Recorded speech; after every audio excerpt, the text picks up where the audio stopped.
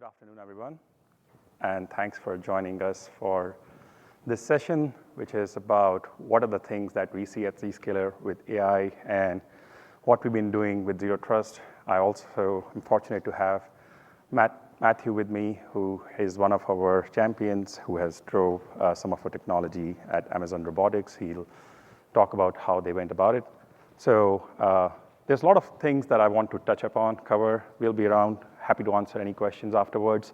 I thought instead of trying to hit on one topic, I want to focus on what's the bigger picture that we are looking at, key trends, things.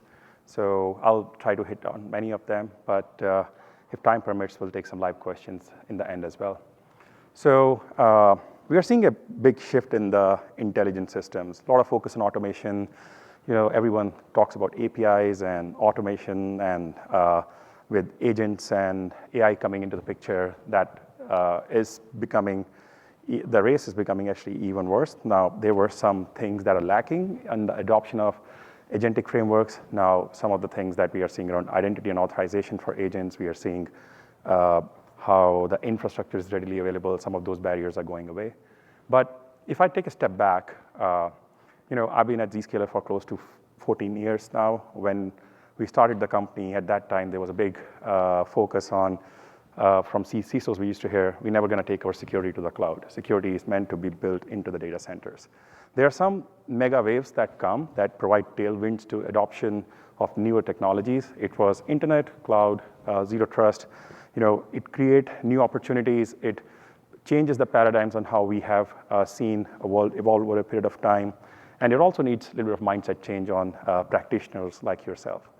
But when we think about these waves, there are some giga waves that happen, which subsume these mega waves. It was Industrial Revolution, and we believe the big giga wave we are seeing right now is the AI revolution. It started 3 years ago when ChatGPT came out, but that was tip of the iceberg. There's a lot more happening in this space. Companies like us are also we are evolving. We are not just embedding. We started with the focus of embedding AI in everything that we do as a company. All our products are becoming more intelligent with AI, but also how do we extend the platform to secure AI for our customers? So as we think about this whole concept of trust, right? We all built implicit trust in networks to begin with. I started my career building networks, and I know one of the things that we always did was we started by building trusted networks and untrusted networks. That's how firewalls came into the picture. But over a period of time, what we also realized is in this world, lateral movement, ransomware attacks, these happen because the way we have built networks. The attackers have evolved to exploit that. So the traditional security models do not work anymore, like connecting two sites with VPNs and putting firewalls that give you a false sense of security doesn't work anymore. Moreover, the new form factors that are evolving, whether it's AI agents or IoT, OT, traditionally we see still people using a OT-IT separation firewall. It doesn't really do anything from a security perspective, just creates a demarcation point. And then you think about distributed systems that are always communicating. How do you secure that traffic? So the goal is to make sure you can adopt these technologies to be more productive, but with a secure framework. We at Zscaler started with one single vision. 15 years ago, I remember when we sat down in a room, we said basically, we will be a policy engine or a switchboard between traffic going from any source of traffic to any destination. Source at the beginning was a user, traffic was going to internet. So we basically said, what is the best way to secure that traffic? We built this highly scalable distributed proxy in the cloud.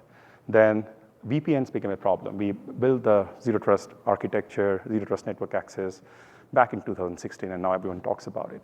So the intent is we all have until then tried to secure this communication using network as a control channel. Network is a way to connect things. Network should not be the one on which the security should be built. IP addressing is a way to label how traffic flows, not how you secure things. So that is the genesis of how we have evolved. Now, everyone talks about digital transformation. We play a role in that. The digital transformation starts with customers transforming their application, lift and shift to the application to the cloud, or building cloud native apps.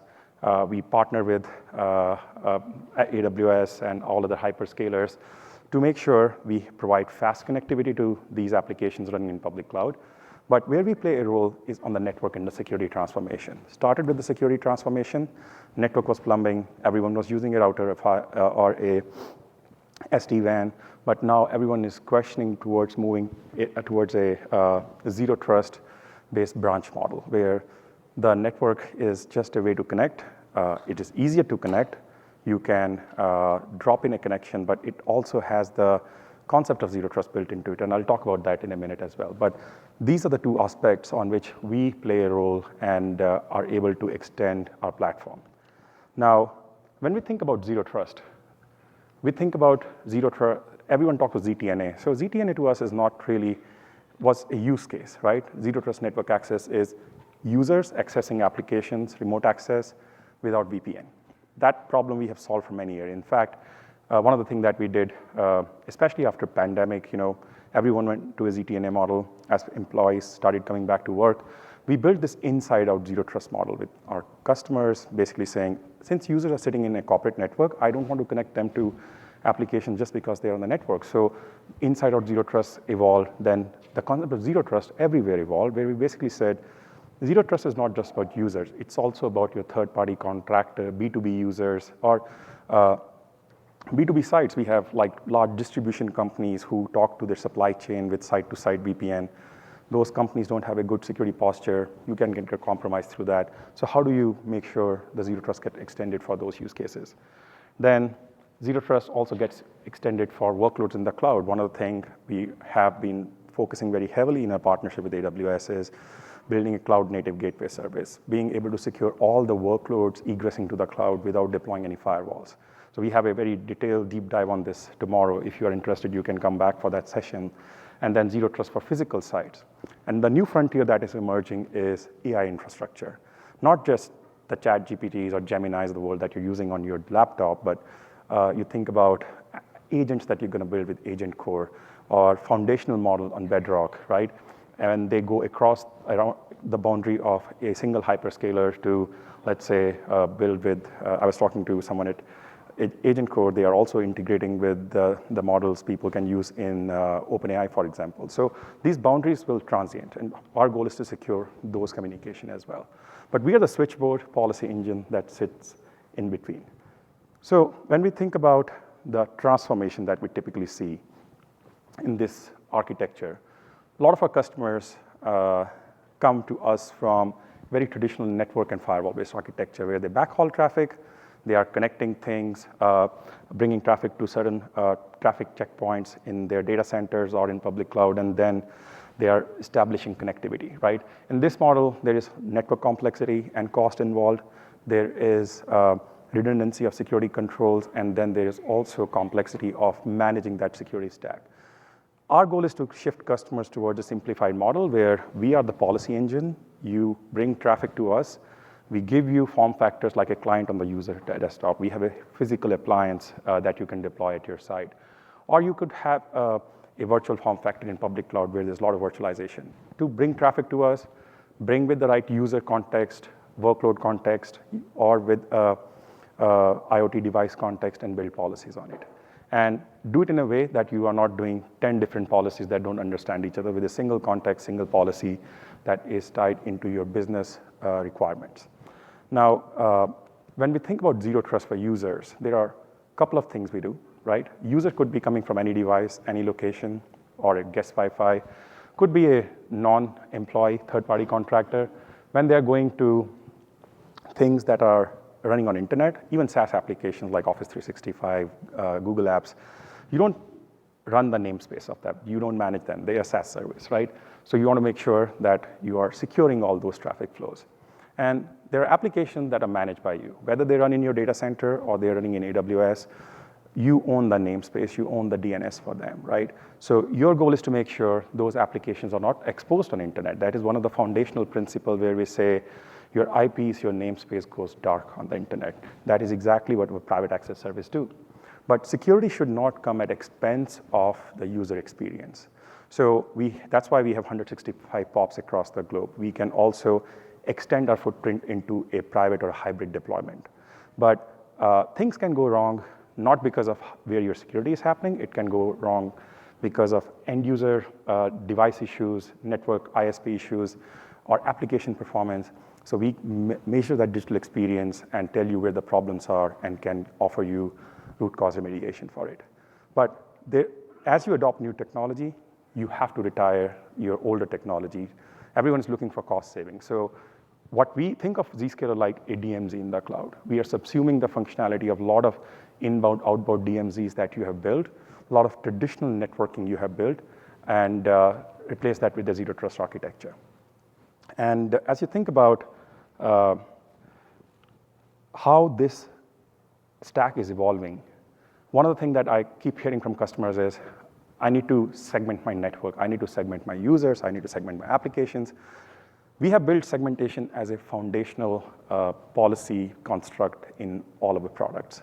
So you don't need a separate VLAN or a IP network segmentation tool, IP segmentation, micro-segmentation. They all become complex. They all are different rule sets. They don't talk to each other. I have worked with very large banks with 300,000 users and like 2,000 user security engineering teams that have struggled to deploy micro-segmentation product at scale. Our goal is to make sure we basically learn the behavior. This is one area where we basically introduced the concept of intelligent segmentation or AI in policies a few years ago. We basically understand who's going where. Especially in your namespace, you could have a Windows server running under a rack for 10 years. You don't know who's accessing that, right? You don't want to unplug it. You don't want to block it because you don't know what will break. What we do is we basically understand who goes where and come up with a baseline policy that we recommend, and you can implement it. You immediately go from 0% segmentation to 40, 50% segmentation. Now we are going deeper into it. What we introduced recently is we actually go inside a department and say, these specific users go to this application on port 443. There are 5 app users in IT who go to this application on a high port. They probably are maintaining this application. You create a segmentation policy for them on that high port specifically, giving you more granular identity specific segmentation. And then you can push that user group through SCIM to your directory to basically have fine-grained segmentation. We have customers who are moving towards close to 80, 90% segmentation with this architecture. So segmentation becomes a practical deployment architecture and not just a theoretical concept with this. So this is what we have been doing really well. I want to talk about what we are going to do in the cloud and the AI space. But before that, I would like to invite Matthew to join me here to talk about the security transformation at Amazon Robotics. Matthew. Thanks for you. Thank you. Thank you, Dhaval. Good afternoon, all. My name is Matthew Foreman. I'm a senior technical program manager at Amazon Robotics. I have the distinct pleasure of serving alongside 150 of some of the most skilled IT professionals in the industry. Today happens to be my 3,852nd day one at Amazon. For those of you working on doing that math, carrying the one with your fingers and toes, it's about 10 and a half years. That puts me in the top 2.5% globally by tenure at Amazon. Today, however, is my first day one presenting at AWS reInvent.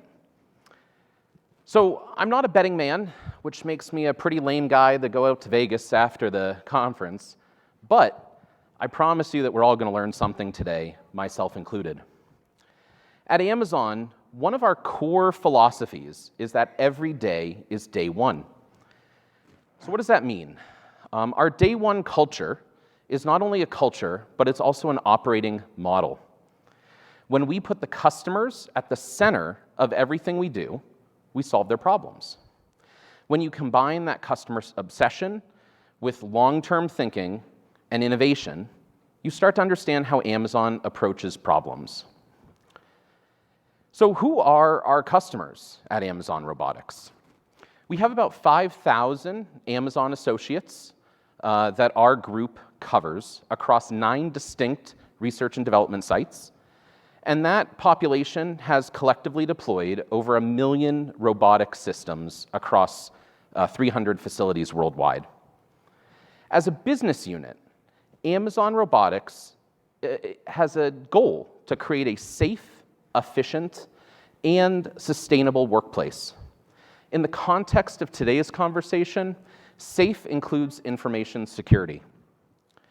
Robotics IT is chartered with providing differentiated services to our customers. Hardware engineers, electrical engineers, software engineers, industrial engineers, EHS engineers, compliance, designers, lab technicians, manufacturing technicians, supply chain professionals, strategy leaders, learning and development, security, facilities.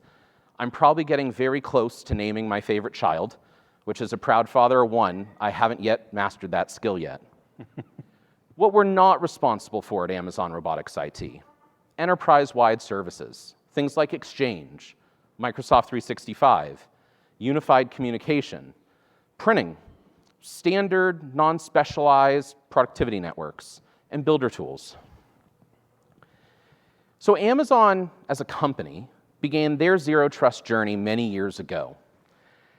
And I'm very happy to share that at the end of 2023, almost 2 years ago exactly, we completed phase 1 of what we call our Unfabric program internally. We externalized 454 facilities, and 158,000 applications. Now, when I say we, that's really enterprise engineering, not robotics IT. Like most programs, however, it's subject to the 80-20 rule. You can have a world-class solution that solves 80% of your problem, but there's always a tail. There's always something that doesn't fit into your deployment model. In our context, that's legacy applications. What do we call a legacy application? A legacy application is one that requires private network access between users and applications. That application might be a service, it might be a server, it might be a file store, it might be a SQL server. Whatever it is, it expects to live on the same private network. Many of these applications that we support in our business unit are COTS, commercial off-the-shelf applications. We don't have the ability to modernize those applications. We can ask nicely, but ultimately we're beholden to our vendors. Some of these applications also use natively insecure protocols. Telnet, anyone? So what do? Well, we look at the portfolio. I have a subsection of the applications that we use up on the screen behind me. I'm going to pause for just a moment and allow everyone to sort of skim through that. I know it's a little bit of an eye chart.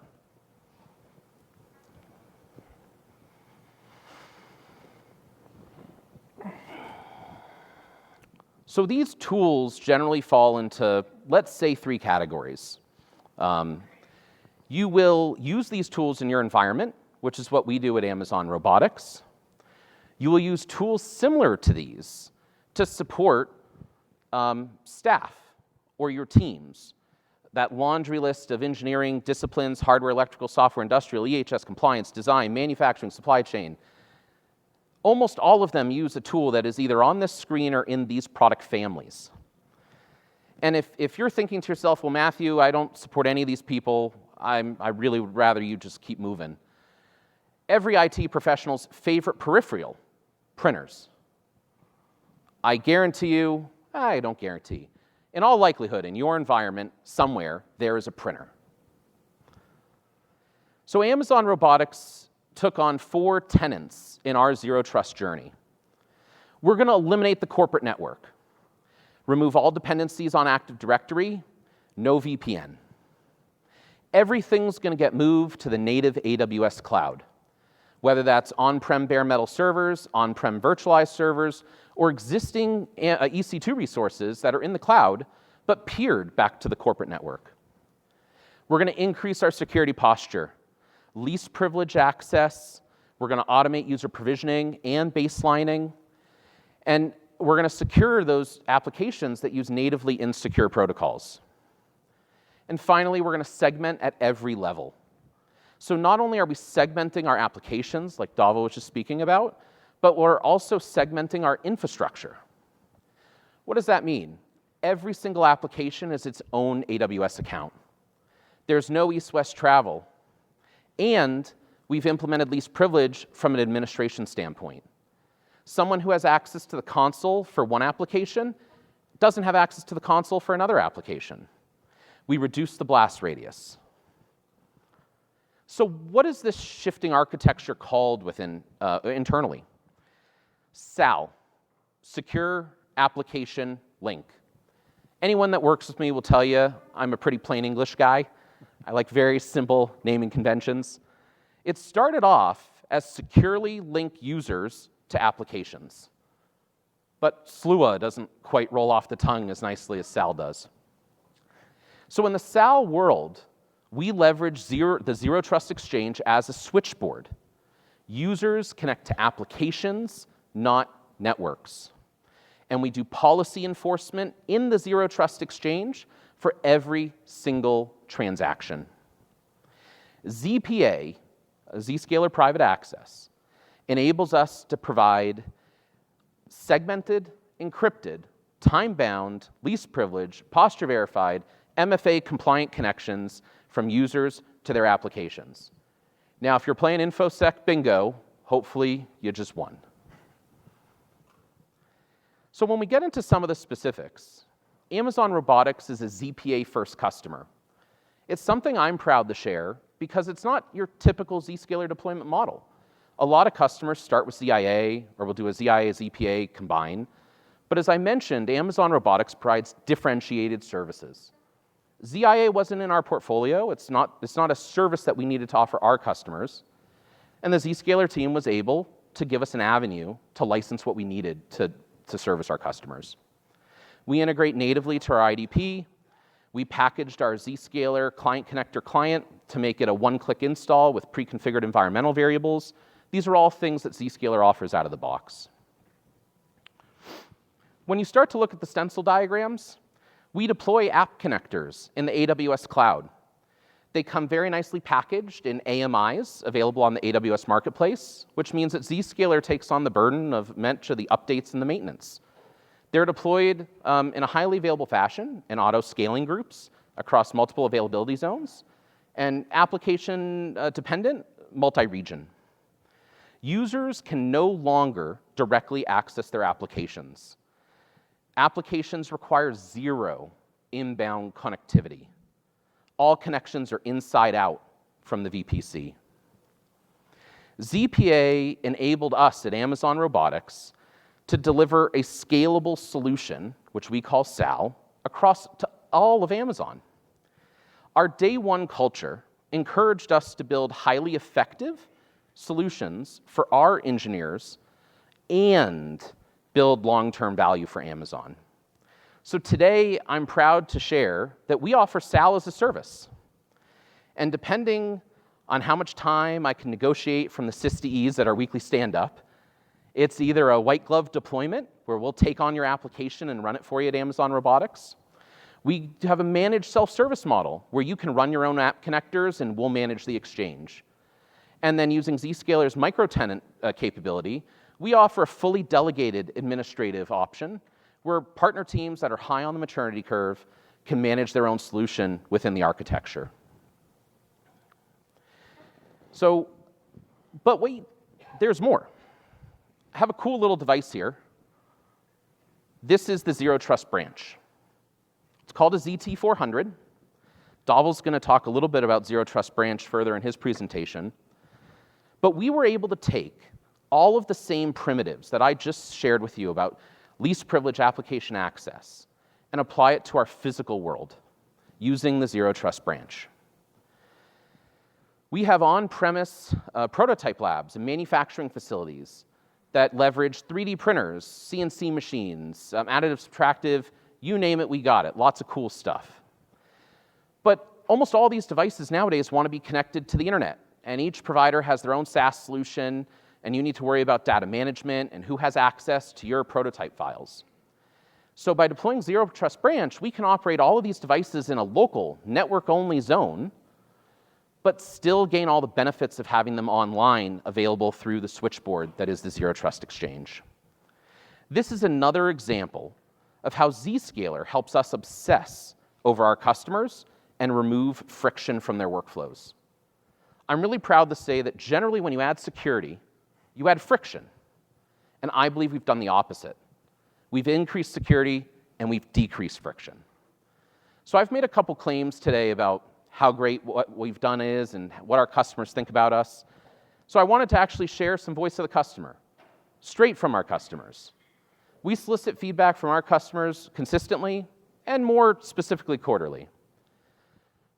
One of my favorite bits of feedback up on the top left here is that it works right away 90% of the time.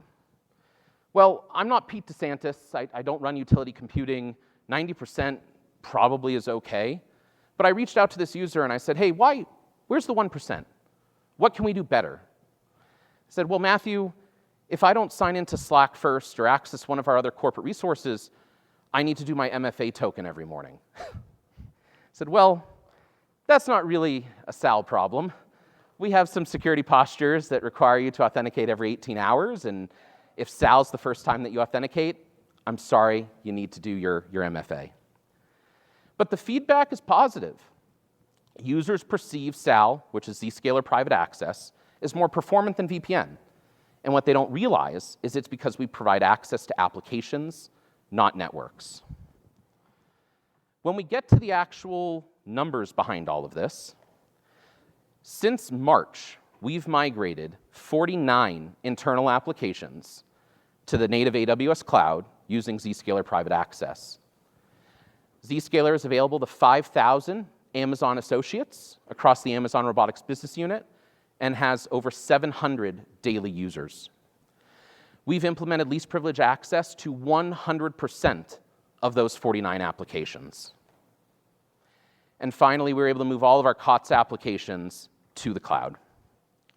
We did all that while deferring 75,000 VPN sessions. So with that, I'll hand it back to Dhaval. I know he has some interesting things to say about some of the AI work Zscaler's been doing. Thank you, Matthew. This was great insights. And I equally hate all the acronyms that analysts throw at us. Not a big fan of them. But let's talk about Zero Trust for cloud workloads. We talked about Zero Trust for users. Cloud workloads, right? This is a very interesting area. We started dabbling in this area about 5-6 years ago. Our goal, which we have been able to achieve now, is securing all workloads in all clouds. Whether AWS or Azure or GCP, there are similar constructs, but they're not exactly same. So you have regions, availability zones, you have different form of connectivity from VPC peering to direct connect that you need to look at. Then you have more persistent workloads with EC2s, and then you have your Lambda functions, which are non-infrastructure workloads. You need to secure all of that, right? So broad positioning, as I said, like 3 things we do here. I have thousands of customers doing what's in the first bucket, which is securing workload to internet access. This is where typically you would deploy a north-south firewall or a virtual firewall. But as I said, firewalls are looking at sessions. They are not decrypting traffic. They're not actually doing any real security other than maintaining sessions. And as you deploy more virtual firewalls, it gets more and more complex. So I have very large customers like United Airlines who are doing petabyte scale egress without deploying any firewalls today.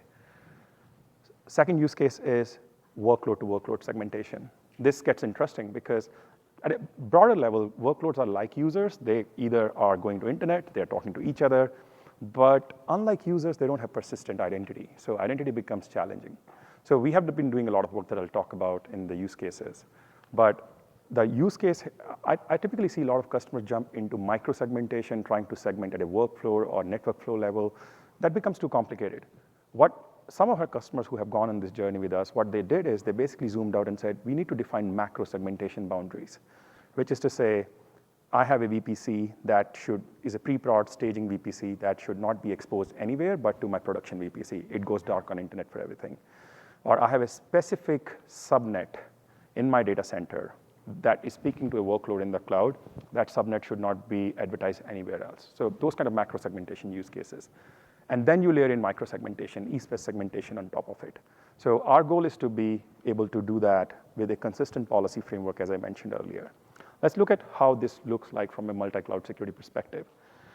First use case is, customers are lifting and shifting applications to the cloud, or they're migrating applications to the cloud. The use case here is a hybrid cloud, where you have a physical side data center where you are connecting to your applications. We are able to basically give you a very specific policy to say a specific IP subnet in your data center goes to this VPC, build the policy, and build the access. Then comes the second use case, which is multi-cloud. Some customers have multi-cloud first versus there are different variations of it we see. The thing here is now we have been integrated with AWS tags and Macie tags for a long time. Basically, we connect via API to your tenant, we consume those tags, and they become criteria in the policy. You can say anything which is tagged SAP cannot talk to certain applications, for example. So those tags, in a way, become identity for your workloads. We also read your VPC names. They become locations in our console. You can build policies around it. There is also a lot of, in large-scale customers, we have seen complexity around cross-region, multi-region deployments. Multi-cloud is a reality. We see customers, their primary cloud is AWS, but they acquire a small company where they are running like BigQuery in Google. Now they need to connect application to it. So those scenarios come up every single day in our world. And then intra-region. This becomes really interesting. Many of you who are from a regulated industry like healthcare or finance, you need to have policies, let's say PCI-specific policies at the workload level within the workload that are running inside your VPC. So, or at even we have seen network flow based, what is inbound versus outbound. So we can support those use cases as well. So from a broader perspective, we can give you a segmentation framework, full decryption. You don't need to worry about just doing domain-based filtering, which is what most customers do with firewalls. We can give you full SSL decryption, data security, DLP on your workloads, full sandboxing, advanced threat protection for your workloads egressing through us. And if traffic is going to stay within the boundary of AWS, we will not take your traffic outside AWS. We actually extend our footprint in AWS, so your policy enforcement happens inside AWS as well. When you think about now specific rule sets that you need to build at a workload level, so we introduced the micro-segmentation service. But it is layered on top of the Zscaler private access service or the ZTNA service that Matthew was talking about, because you guys are already doing app segmentation with us. Micro-segmentation layers on top of it as a specialized use case. You don't need to rebuild that from scratch. So you get full visibility of network flows, what is going in and out of your workflows. We can support containers and eVPF, for example. We can support network flows and build policies on it. We can give you process level visibility, and then layer in the intelligent segmentation that I talked about, not just for user to app. We are extending it for app to app or workload to workload as well. On top of it, one of the friction point, the point of insertion for Zscaler is we have a service called Cloud Connector, which is a VM built with full Terraform, CloudFormation support, auto-scaling support, could be deployed with full automation. But you have to manage a VM for that, right? To egress traffic to us. A lot of customers deploy them in landing zones. They deploy them in their security VPCs with gateway load balancer. So there's a lot of reference architectures we support for that. And it can scale for terabyte scale traffic. But some customers came to us saying, while we need that for some of to remove the friction for our developers to make this as part of their shift left practices, what if we don't need to deploy any VM? So this is where we introduce the Cloud Gateway. It's generally available in AWS.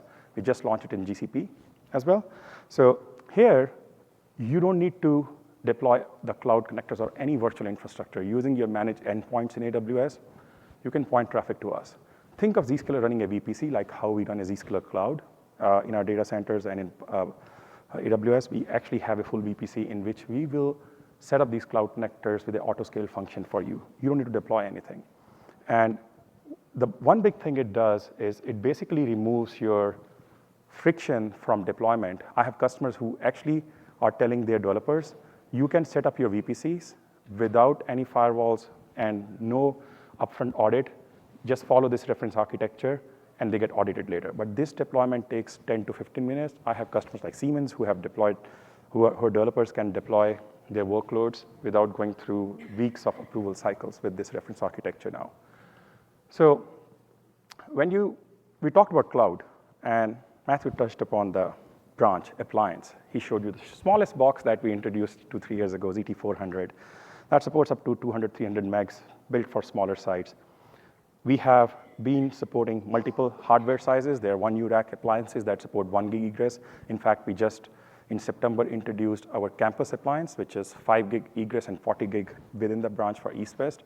The concept of zero trust branch is not to build an SD-WAN. You know, about 7 years ago, when every security company was building or buying an SD-WAN, a lot of customers came to us saying, why is Zscaler is not doing it? I fundamentally think that the concept of SD-WAN was required at that time because it gave you a smarter router with more automation. We opened our connectivity APIs to connect with every single SD-WAN vendor. We support automation with about 24 SD-WAN vendors today. I think now only 6 or 7 of them are left, but we basically have automation with them. But SD-WAN has a big fundamental flaw that it basically creates very permissive network connectivity, and it creates site-to-site connectivity. It creates more mesh networks, which actually increases the attack vector. So one of the things that we wanted to do was we took time to build the right architecture of what we're calling a zero trust branch. Many of you probably follow Gartner. So Gartner has started talking about zero trust branch architecture as of a few months ago. We've been talking to them about this concept for a while. But this cafe-like branch or Starbucks-like branch model is simply that you have a hardware appliance that you can plug and play, bring to ISP circuits, and it subsumes the functionality of your SD-WAN, north-south, and east-west firewall, your NAC, layer 3 switch. What do you need in your branch in this case? You need a gateway appliance that we provide. You need a Wi-Fi access point. You need L2 switches to connect more things to the port. You don't need anything else. Now, you need routing. We support full routing protocols on this. But you don't need to do over-permissive routing or firewall rules. For example, in this case, the inbound, Matthew again talked about printing. Printing is something that I've seen a lot of manufacturers. There's a remote printing use case, SAP printing, for example. Typically, you will poke holes in your firewalls to allow inbound access. The same firewall ports rules are exploited during ransomware attacks, and your network gets locked. We basically build the ZPA logic, the app connector or the gateway that we have with ZPA, containerized on this hardware appliance, which means the inbound access is driven with a identity-based policy, not with a routing protocol. We support OSPF, BGP, everything, but most of the complexity that we created ourselves over the years, and again, I have done a lot of networking, a lot of that is not required. We can simplify that, and that's something that a lot of customers, when you bring security and networking teams to sit together, they appreciate the value. It also simplifies your M&A. A lot of customers of ours grow with acquisitions. You want to connect two networks. That is a wrong thing to do because you are going to bring the security posture of a company with a poor security posture to your network, and that can cause issues. So one of the big value proposition is not connecting network, not worrying about overlapping IPs, and connecting application to application or user to user. And if you're in manufacturing, one of the big use cases, we acquired a company called Airgap Networks last year, which was very focused on OT security. So we subsumed that in the zero trust branch. So it basically becomes a DHCP gateway, gives a /32 IP to every device on the network, and air gaps every device. So it micro-fences every network. So it is micro-segmentation without any agent. So your cameras, your shop floor devices, your IoTs are also fully secured.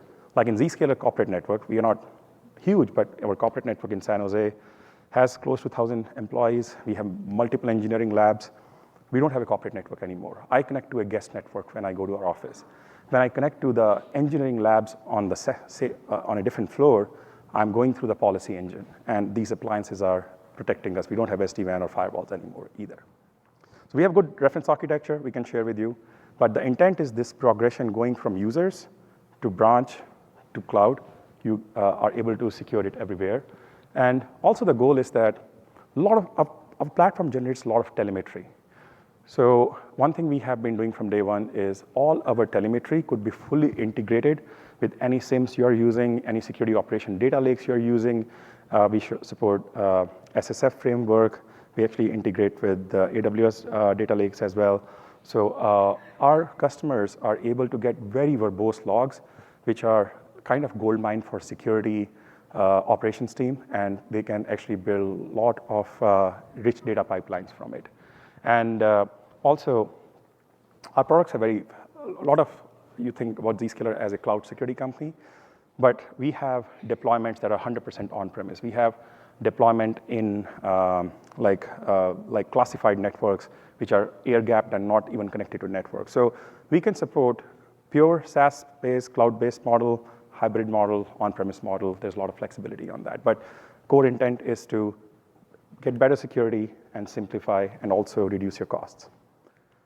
The last thing that I want to cover in my session is about AI. This is top of mind for everyone I'm talking to. And even my partners, when I look at it, with AWS in the last few weeks, I've been spending a lot of time that are building the AI infrastructure. We are getting deeply embedded and having those conversations with them. But as I said, everything started 3 years ago. I remember we were at the RSA conference in April. ChatGPT came out with GPT 2.5 model, and everything changed after that. Now, there are thousands of Gen AI applications in enterprise. One thing that everyone is trying to figure out is what Gen AI people are using. So this is where in the last 2 years, we have classified about 2,000 different applications. We have prompt extraction and classification for dozens of applications. And you can do your traditional DLP on them. You can get full visibility into what is going on in these prompts. But where a lot of interesting work is happening, as I mentioned, is around agents. So AI started with predictive AI. We are in the generative AI cycle. Everyone is talking agentic, but agentic is more marketing so far. I haven't seen a customer who has deployed a lot of agents at scale. Some of financial services customers I talk to, they are experimenting with embedded agents in their chatbots to basically converse with consumers, but they are not settling insurance claims through that agent. I think that world is going to go there in the next 12 to 18 months, but are we ready to secure that? On top of it, agents themselves have multiple types. In my view, in the next few quarters at least, most of the agentic AI traffic will come from agents embedded inside SaaS application. Your Salesforce will have a Dreamforce agent that will be agentic. And when I say agentic, it's not just web traffic. It could be WebSocket, protobuf protocols. It could be A2A protocols. And I follow a lot of IETF forums. I saw A2A protocols, which were with Linux Foundation, have actually gone to IETF forums now, which means they will get standardized and will get used more and more. There is a lot of focus on agentic identity, a lot of startups. Microsoft introduced their Entra ID. I've been working with the AWS IAM team, which is also building more IAM capabilities in this area. So we integrate and consume identity from everywhere. But the interactive agents is something we are seeing more. Chatbots for employees, for consumers. Autonomous agents is very, very early stage. And there are digital colleagues, digital twins, which are going to have same permission model, RBAC model that you have as user, but they're your digital twin. When we think about securing AI, we have two parts to it. One, something we have been doing for 2+ years, again, thousands of customers, securing public Gen AI applications and being able to secure that traffic, extract prompts, and then being able to run AI guardrails on that traffic as well. AI guardrails are more sophisticated, small and large language model-based detectors that find things that typically your DLP engines cannot. And specific tools also build, like a lot of customers are using Microsoft Copilot, so we can actually have Copilot readiness to tell you what data it is touching in your environment. But what we're doing on the right side is very exciting area, which is to secure AI infrastructure and AI applications that you're building. So here we introduce what we call as AI Guard, which is runtime guardrails for AI systems, which basically is an LLM proxy that sits between your LLMs and your applications that are conversing with LLMs or users who are conversing with LLMs. These are, again, small language-based detectors. We have built this on AWS. Here you can basically say if you use Bedrock or Agent Core, you can actually invoke them on day one, and your application to LLM request and the response for your LLM all is inspected here. We have out-of-the-box support for Bedrock, Anthropic, OpenAI, and you can also do it with any other system as well. But when I look at the broad AI security equation, right, there are 4 big pieces we are looking at it. We introduced AI Guard in June. About dozens of customers are deployed it in early access. We are doing GA of that in January 2026. But it is something that a lot of customers have interest. But we also realize AI is such a new area that traditional red teaming tools don't work in this world. There was a huge gap in this market. So this is where we acquired a company 2 weeks ago. We announced we acquired SPLX, which is AI bill of material, AI asset management, and AI red teaming company. And there's a lot of governance framework we are able to build. So we already provide this level of visibility for a couple of years, where you have the full visibility of shadow AI. You have visibility of what AI usage by the department, and you can build policies, can do prompt extraction. Now, with the acquisition of SPLX, we can actually give you full visibility into your AI infrastructure and apps. So we can see what models are being deployed in your environment, what MCP servers are used. We can give you full visibility of your agents and your models talking to your Git repositories and what is going on in that workflow, and full visibility of what guardrails are deployed. In fact, one of the things that we just rolled out, we have ability to read guardrails on Bedrock, and we can say if you have enabled them, and find vulnerabilities through red teaming and fix them as well. Also, getting the full visibility of the infrastructure and tying that into data. Like with our data protection, we actually classify your data. We actually see where that data is sitting, and then tying that AI footprint to your data as well. So looking at infrastructure, looking at data, and tying it together as well, which is very unique. What SPLX brought specifically to the table is being able to scan your entire AI infrastructure, your AI projects. You can run scanners either through a SaaS service we run from AWS. You can deploy it as a multi-tenant, single-tenant service. You can also deploy it in your data center in a private deployment if you need that. But there are a lot of adversarial attacks that have been pre-populated. You can simulate them. Typically, when you are building AI projects, you run these scans, you fix things, and you run a scan again before you push it to production. But AI world is very dynamic. If a new GPT model comes, you basically want to redo these scans. So that's something we support out of the box. We have support for example, Gemini 4.0 when it came within 2 days, right? So you want to be ahead of that. I talked about guardrails earlier. There are multiple guardrails we support. Every bullet item here is basically a small or a large language model that is understanding your agentic traffic or your LLM traffic and learning the output. If you're a car manufacturing company, it basically says that the consumer who's talking to your LLM is not talking about another car competitor and trying to get a quote from you. If you're an insurance company, it will do that. So there's a lot of that readiness built into it, but also learning is involved here.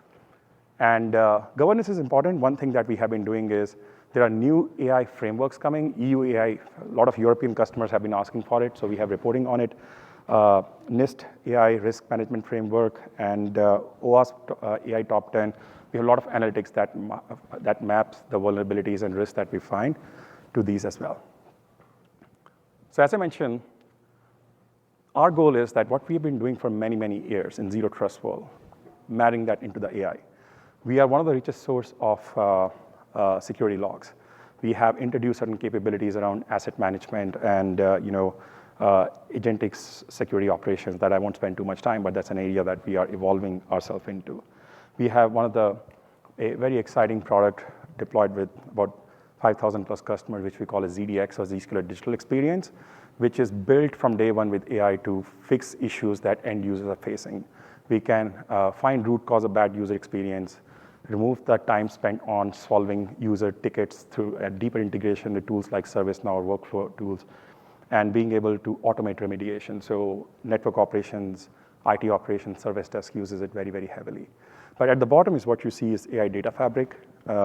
So we acquired a company called Avalor 2 years ago, which basically is a general purpose security data fabric that connects to 150 different kinds of security products, networking products, and subsumes their logs and can correlate, contextualize those logs to say, out of 50 different or 10 different sources, I'm seeing indication of log4j coming from 10 different products, and this is what I can tell you is the problem here.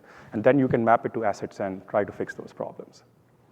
One last very important topic before I wrap up my presentation is people ask us, and this is a question everyone asks all of their vendors these days, is Zscaler using my data to train the AI models? The answer is no. There is a QR code. We actually have a very detailed document and a blog on this that you can read. We do not use customer data for it. We have a lot of training data. If we're going to use your data to train in context of your trained, we basically strip out all PII from it. So your data is safe. We are not a end point application like Salesforce or Office 365.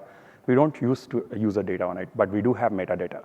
Like when we store a transaction log, we know which user it is for, what location they are coming from, but we can strip out all that information. And we use that intelligence then to power your tenants, your information on that.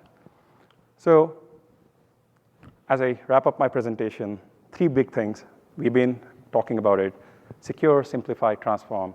You can't do that one at a time. You need to have a good digital transformation strategy. And our goal is that we come in with the intent of securing your data, securing your applications, your workloads, simplifying your architecture. We see very convoluted network architectures, whether it's in branch or cloud. How do we simplify, have more consistent policies, and give you more agility to move faster as a business by taking out a lot of complexity from your networks? With that, we'll wrap up the presentation.